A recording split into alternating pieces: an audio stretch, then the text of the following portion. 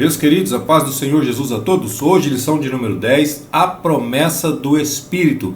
Essa nossa lição está dividida em 3 tópicos principais que são: primeiro, a promessa do Pai. Segundo, o Espírito habita os discípulos. Terceiro, a promessa do Pai no dia de Pentecostes. O texto áureo se encontra em João capítulo 20, versículo 22, que diz: E havendo dito isso, assoprou sobre eles e disse-lhes: recebei o Espírito Santo. A verdade prática diz que a promessa do Pai, ela não se restringe a um grupo particular ou a um período específico, mas inclui todos aqueles que se arrependem e creem no Evangelho. A palavra-chave é Espírito. O primeiro tópico, a promessa do Pai. Primeiro subtópico: Jesus enviará o Consolador. Pode ver que tem um artigo definido masculino singular aqui, ó. O Consolador. Não é um Consolador qualquer. Não. É aquele, é específico. Então em João 14 nós lemos assim: Ele vos dará outro Consolador. No versículo 16. João 14, 16.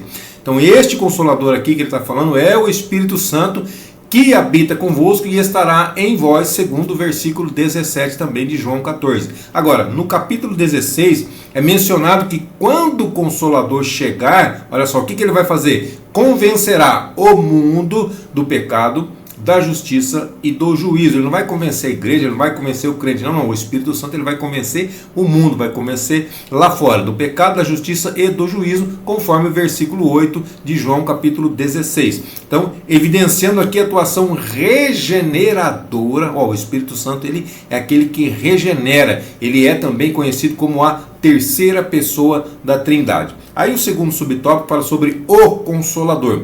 Então, Consolador, no grego, no original, a palavra é Parakletos ou Paráclitos. Então, alguém chamado para quê? Para ajudar, para encorajar ou também para interceder por outra pessoa. Essa é a função, esse é o papel do Espírito Santo na nossa vida. Então, Paracletos, ele assemelha-se a um amigo que desempenha o papel de um advogado ou consultor especial, ou ainda também como um assistente que auxilia nos momentos importantes das nossas vidas.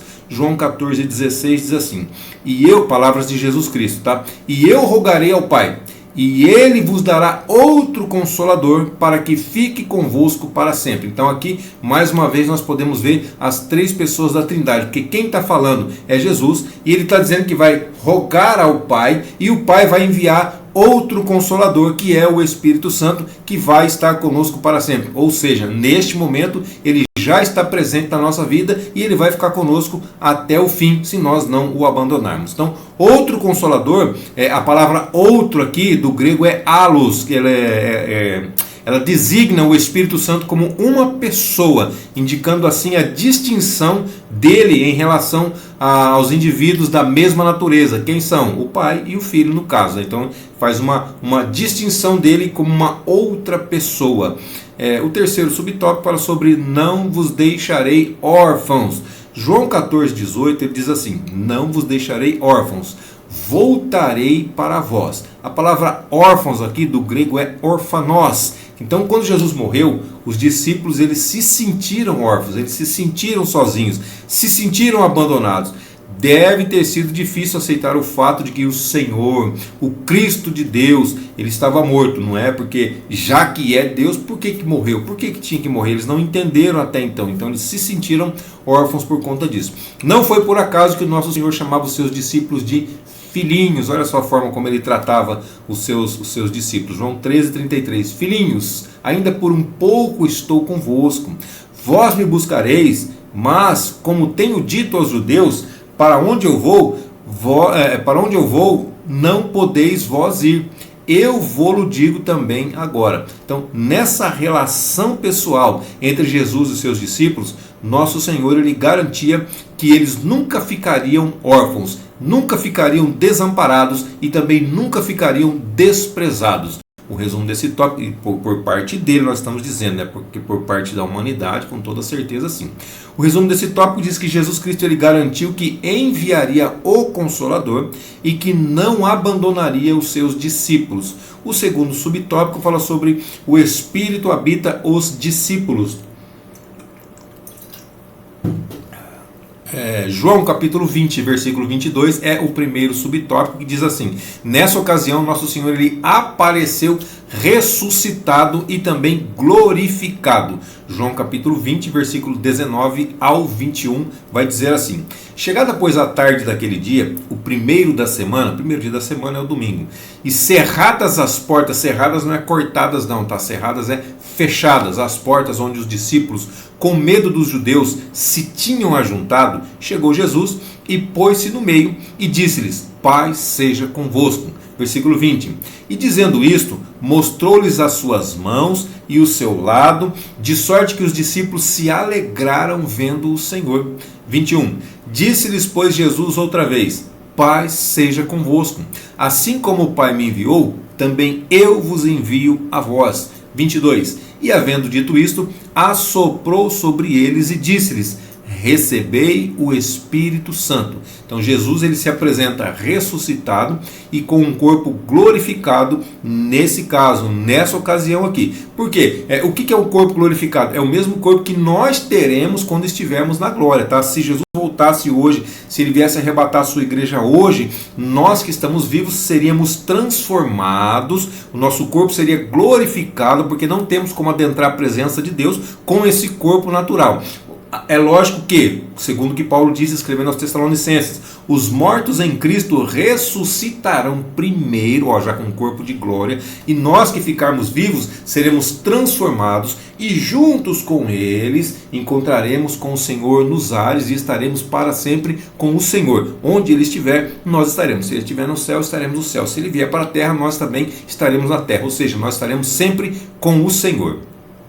E o corpo glorificado, ele pode atravessar através das portas. Lembra que eu falei aqui da porta cerrada? Cerrada não é cortada, cerrada é fechada. Então a porta estava fechada, a porta estava trancada e Jesus apareceu no meio deles. Então atravessar a parede, atravessar a porta fechada não vai ser problema para quem tem o corpo glorificado. Também comer e beber também não vai ser problema para quem tem o corpo glorificado, porque Jesus, com o corpo glorificado, comeu e bebeu também. O segundo subtópico fala sobre o sentido de assoprou sobre eles o Espírito. Então João capítulo 20, versículo 22, e havendo dito isto, assoprou sobre eles e disse-lhes: recebei o Espírito Santo. Se você percebeu, nós já lemos esse versículo por 3 vezes aqui, né? E vai ter mais ainda, né?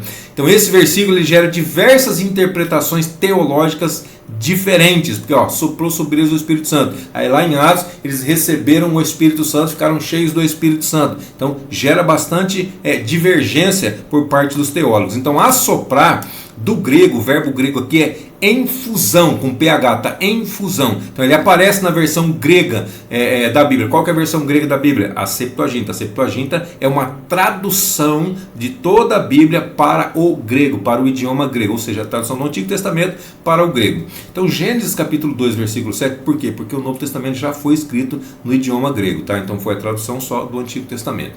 Então, Gênesis 2,7 diz assim: e formou o Senhor Deus o homem do pó da terra, e soprou em suas narinas o fôlego da vida, e o homem foi feito alma vivente. Então, significando que o fôlego de vida é utilizado também em Ezequiel capítulo 37, versículo 9. Então, o que está querendo? Por que eu estou lendo Gênesis 2,7 e vou ler Ezequiel 37, 9? Porque a palavra aqui é a mesma. Então, o mesmo sopro que Jesus deu sobre os seus discípulos é o mesmo sopro de Gênesis 2,7 que Deus deu nas narinas de Adão. Também é o mesmo sopro que aconteceu lá em Ezequiel capítulo 37, versículo 9. Eu vou ler aqui agora. E ele me disse: profetiza ao Espírito, profetiza, ó Filho do Homem. Quem está falando é o próprio Deus, né? E dize ao Espírito: assim diz o Senhor Deus, vem dos 4 ventos, ó Espírito, e assopra sobre estes mortos para que vivam. Então, nesse caso aqui,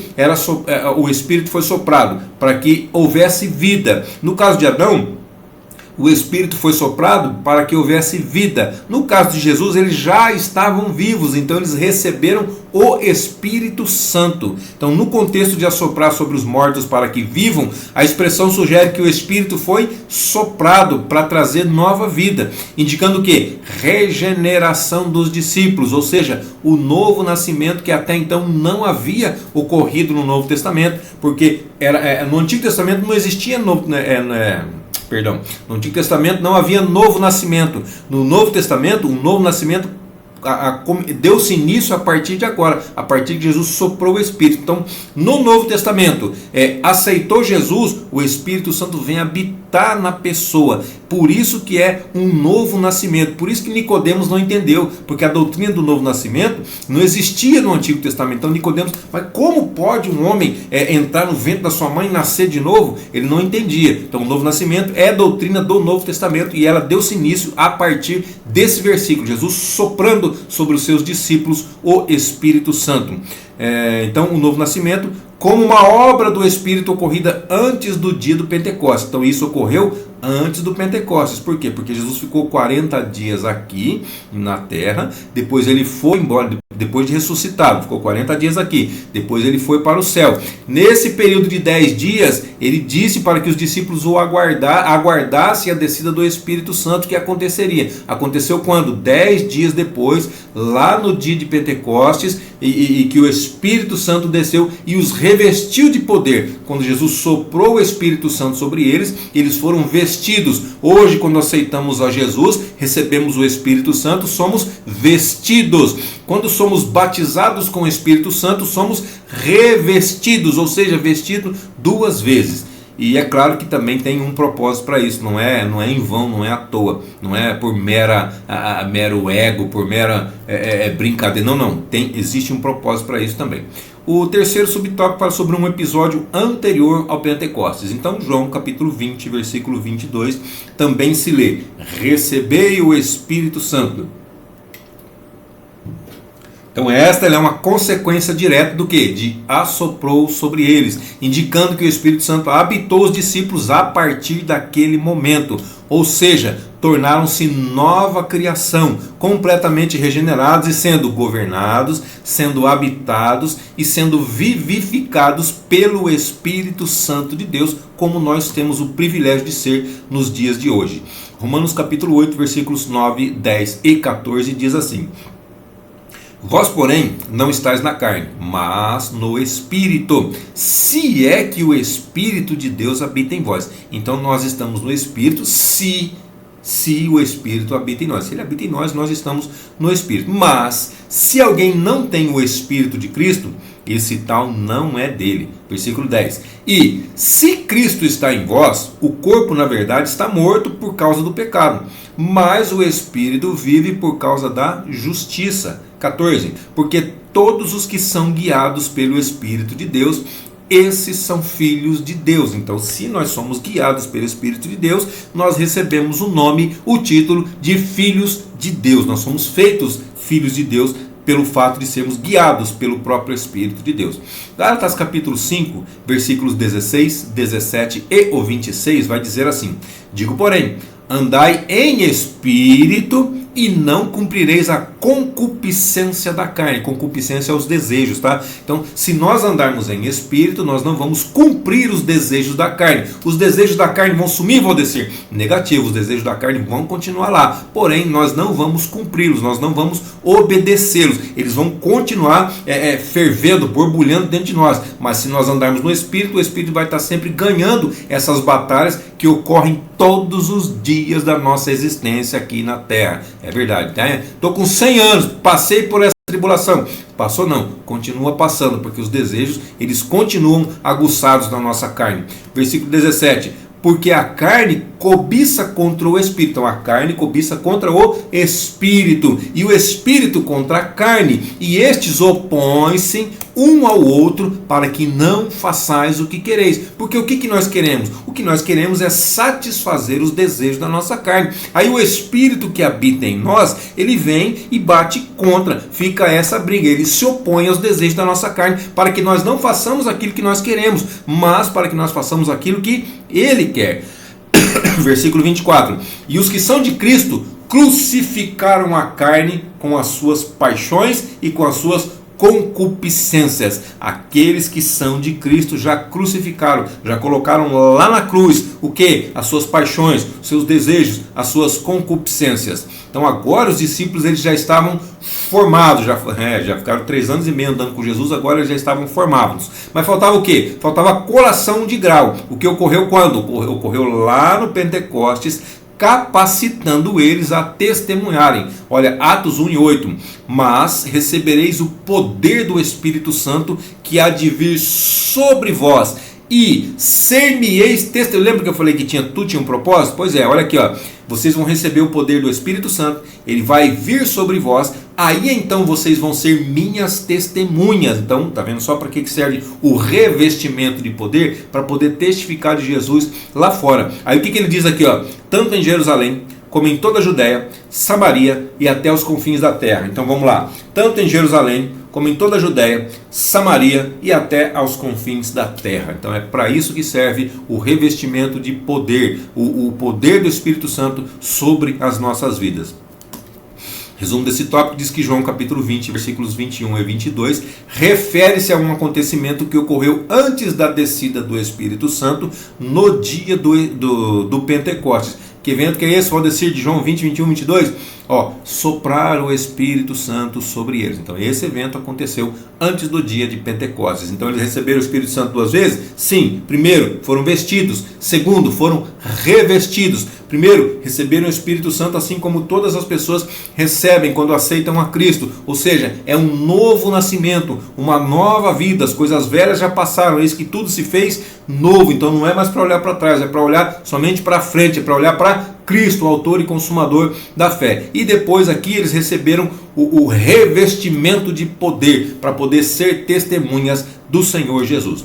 O terceiro tópico fala sobre a promessa do Pai no dia de Pentecostes. Então o primeiro subtópico chama-se assim, ó, de repente. Então, o aparecimento de Jesus em João capítulo 20 diz respeito ao período entre a Páscoa e o Pentecostes. Ó, Páscoa e Pentecostes. Da Páscoa para o Pentecostes são 50 dias, por isso que chama-se Pentecostes, ou seja, 50, quinquagésimo, com 50 dias da Páscoa até o Pentecostes. Então, depois da ressurreição, o Senhor Jesus ele aparece para os seus discípulos. Na Páscoa, o Cordeiro foi sacrificado, sendo Jesus o Cordeiro de Deus, conforme estudado em lições anteriores. Na Páscoa era comum se sacrificar o Cordeiro, e Jesus foi o Cordeiro pascal, o Cordeiro que se sacrificou por nós. Então, 50 dias depois da Páscoa, celebrava-se a festa da colheita. Então, a festa da colheita, ou festa das colheitas, é exatamente no dia de Pentecostes, ou seja, 50 dias após a celebração da Páscoa. Atos 1 e 4 diz assim: e estando eles, determinou-lhes que não se ausentassem de Jerusalém, mas que esperassem a promessa do Pai, que, disse ele, de mim ouvistes. Então, ó, ele apareceu, ele soprou o Espírito Santo sobre eles, mas a ordem aqui era essa aqui, ó: vocês não vão se ausentar de Jerusalém, vocês não vão sair de Jerusalém até que tem um até que, não é? Então, primeiro, vocês vão ficar lá em Jerusalém, não pode sair, até que momento? Até o momento que vocês receberem a promessa do Pai. Aí sim vocês vão sair, aí sim. Então, mas é necessário que vocês fiquem ali, é necessário que vocês obedeçam para que vocês possam receber. Tinha aproximadamente 500 pessoas nesse evento, aguardando esses 10 dias, que eles não sabiam quando seria, né? Jesus não disse que era um dia de Pentecostes, aconteceu justamente no dia de Pentecostes, mas eles não sabiam. Então, durante 40 dias Jesus apareceu para um, para outro, para um, para outro, para vários. Então desses que ele apareceu, 500 deles estavam ali no cenáculo aguardando isso daí, a chegada do Espírito Santo. Um dia, 2 dias, 3 dias, 4 dias, 5 dias, 6 dias, 7 dias, 8 dias, 9 dias, 10 dias. No 10º dia o Espírito, de repente, quando menos se esperava, de repente aconteceu, o Espírito Santo desceu sobre eles, né? E aí o que aconteceu? Aí eles foram cheios do Espírito Santo e falavam novas línguas, falavam outras línguas que eles não conheciam, mas que quem ouvia na sua língua natal. Por exemplo, eu não conheço o idioma alemão, eu estava falando alemão, e quem era alemão estava entendendo o que eu estava falando das grandezas de Deus no idioma da pessoa. Falavam línguas desconhecidas para quem estava falando, mas natural para aqueles que a compreendiam na sua linguagem materna. Então, a ordem de Jesus: não se ausentem de Jerusalém até o momento que vocês recebam, depois sim vocês vão. Então, foi no final deste dia, 10 dias após Jesus ter feito a promessa de recebimento de poder, que de repente ocorreu algo extraordinário. Atos capítulo 2, versículos de 1 a 4. E cumprindo-se o dia de Pentecostes, estavam todos concordemente no mesmo lugar, ó, em concordância, todos puxando a corda para o mesmo lado. Não havia distinções, não havia brigas, não, todo mundo concordemente. E de repente, versículo 2, veio do céu um som como de um vento veemente e impetuoso, e encheu toda a casa em que estavam assentados, e foram vistas, ó, eu citei aqui som, vento e vistas. Então, ó, som, ó, você ouve, vistas você vê, e vento você sente, por eles, e foram vistas por eles línguas repartidas, como que de fogo, as quais pousaram sobre cada um deles. E todos os que estavam lá dentro, os aproximadamente, vamos arredondar para 120, tá? Porque aproximadamente 120, eram 500, só sobrou 120. 120 persistiram, ficaram até este momento. E todos aqueles que estavam ali, todos os 120 que estavam ali, foram cheios do Espírito Santo e começaram a falar em outras línguas, conforme o Espírito lhes concedia que falassem. Não é conforme eu quero, não é conforme você quer, é conforme Ele concede que eles estavam falando. O segundo subtópico diz assim: e todos foram cheios do Espírito Santo. Então observamos que durante o ato da conversão, o Espírito Santo realiza o quê? A regeneração. João 14:17. O Espírito de verdade, que o mundo não pode receber, porque não o vê nem o conhece, mas vós o conheceis, porque habita convosco e estará em vós, ou seja, ficará sempre convosco. João 16:18. E quando ele vier, convencerá o mundo do pecado, da justiça e do juízo. 2 Coríntios 5:17. Assim que, se alguém está em Cristo, nova criatura é. As coisas velhas já passaram, eis que tudo se fez novo. Então, especialmente no livro de Atos, os teólogos eles associam ser cheio do Espírito Santo com o batismo no Espírito Santo, como descrito quando nós dizemos assim: todos foram cheios do Espírito Santo. Então é associado isso ao batismo no Espírito Santo. E consequentemente começaram a falar noutras línguas, conforme o Espírito Santo lhes concediam que falassem, conforme está escrito em Atos capítulo 2, versículo 4. Então uma coisa é receber, outra coisa é ser batizado no Espírito Santo. Então receber é ser vestido, ser batizado é ser revestido, ou seja, ser vestido duas vezes. Terceiro subtópico, e começaram a falar em outras línguas. Então o batismo no Espírito Santo foi uma experiência profunda na vida dos discípulos já regenerados em Cristo. Então, primeiro eles foram regenerados, primeiro eles passaram por um novo nascimento, para que depois fossem cheios, para que depois fossem batizados no Espírito Santo. Então essa experiência ela não se limitou àquele dia único, simplesmente naquele dia. Não, o cumprimento da promessa ela abrangeu toda a igreja nascente que estava começando ali naquele momento, e também todas as gerações futuras até a volta de Cristo. Atos 2, 38 e 39 diz: e disse-lhes Pedro: arrependei-vos, e cada um de vós seja batizado em nome de Jesus Cristo, em remissão de pecados, e recebereis o dom do Espírito Santo. 39. Porque a promessa diz respeito a vós, a vossos filhos, e todos os que estão longe, a tantos quantos Deus, nosso Senhor, chamar. Então não é só para eles, não é só naquele momento, não é só no período apostólico, não, é para eles, para os filhos e todos aqueles que estão longe. No caso, nós que estávamos longe, agora nós estamos mais próximos do que nunca. Então falar em outras línguas evidenciou esta obra capacitadora. Atos 2:11. Cretenses e árabes, todos nós temos ouvido em nossas próprias línguas falar. Mas falar o quê? Falar das grandezas de Deus no seu próprio idioma materno. Então as pessoas elas compreendiam essas línguas nos seus próprios idiomas, mas foi o Espírito que habilitou os discípulos a falar das grandezas de Deus. Eram línguas desconhecidas por quem falava, mas compreendidas por todos aqueles que estavam ouvindo. Então dessa forma as línguas mencionadas por Lucas elas são evidências físicas, visíveis do batismo no Espírito Santo. Por que mencionadas por Lucas, Valdecir? Porque quem escreveu o livro de Atos foi o Dr. Lucas, o mesmo que escreveu o evangelho que leva o seu nome, Lucas. O resumo desse tópico diz que a promessa do Pai também tem a ver com o derramamento do Espírito Santo, conforme aconteceu no dia de Pentecostes. E a conclusão diz que a promessa do Pai tem a ver com a regeneração do pecado e também com a capacitação do salvo para testemunhar do Senhor Jesus em todos os lugares. Então essa promessa, ela perpassa toda a Bíblia, ela se manifesta completamente no Pentecostes e ela está presente até hoje para todos os que se arrependerem e crerem no Evangelho. O que é Evangelho? Evangelho é boa nova de salvação. Amém, queridos? Deus abençoe sua vida, sua saúde, seu ministério, suas finanças e até a nossa próxima aula, se assim Deus nos permitir.